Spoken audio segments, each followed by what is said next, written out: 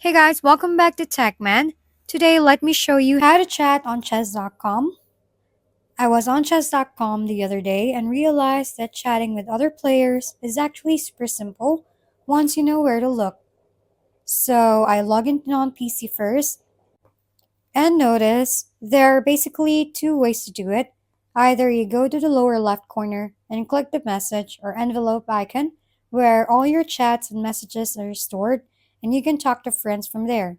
Or you just bump straight into a game and use the in game chat window where you can literally type things like hi while playing, which honestly makes matches feel a lot more interactive than I expected.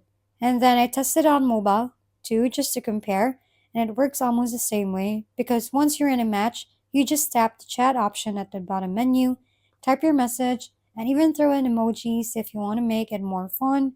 So overall, it's pretty seamless across both. If we've been helpful, kindly give us a thumbs up and don't forget to hit the subscribe and bell button for more contents. For any questions and suggestions, comment down below.